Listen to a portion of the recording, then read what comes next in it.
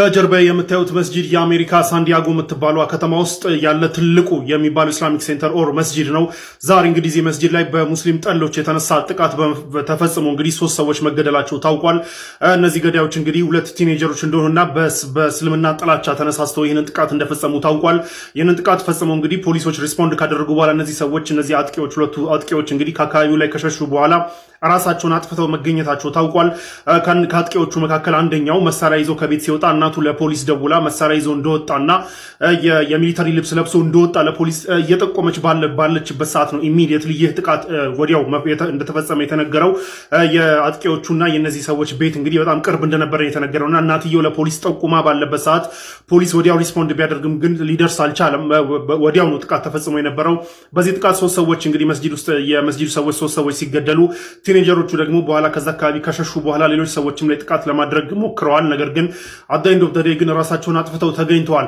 ከዛ ውስጥ እንግዲህ 3ቱ ከተገደሉ ከተባሉ 3 ሰዎች መካከል እንግዲህ አንደኛው እዚህ ጋር የምታዩት አሚን አብደላህ ነው። አሚን አብደላህ ከሜይ 5 ላይ ኦር ከ13-14 ቀን በፊት እዚህ ጋር የምታዩትን ፖስት ኦፊሻል ፌስቡክ ፔጁ ላይ ፖስት አድርጎ ነበር እና እዛ ፖስቱ ላይ ምን ብሎ ይጠይቃል?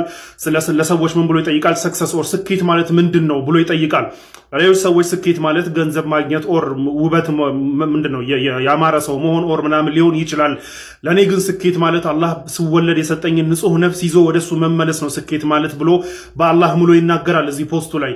ከዛ በኋላ ደግሞ መላኢኮች እንደዚህ ሲሉኝ ነው ብሎ የቁርአን አያን ያስቀምጧል። እንደምታውቁት በጣም ሳሊህ የሆኑ ሰዎች ኦር በጣም ንጹህ የሆኑ ሰዎች መጨረሻ ላይ ሲሞቱ መላኢኮች መጥተው የሚሏቸውን ነው ኦር የሚሏቸውን ኮንግራቹሌሽንስ በቁርአን ላይ የተቀመጠውን ያስቀመጠው ወላ ተኻፉ ወላ ተሕዘኑ ወአብሽሩ ቢልጀነቲ ለቲ ኩንቱም ቱዓዱን ነሕኑ አውሊያኡኩም ብሎ የሚቀጥለዋል አይደለ?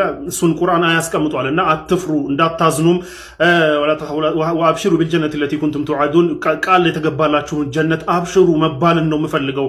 ስኬት ማለት ያ ነው ለዲኔ ሞቼ ደግሞ በዛ ሁኔታ ላይ ንጹህ ነፍስ እንዲያስኩኝ መሞት ነው ለኔ ስኬት ማለት ብሎ ከፖሰተ እንግዲህ በ13 ቀን ውስጥ የሰማዕትነትን ማዕረግ አግኝቷል ማለት ነው አሚን አብደላህ።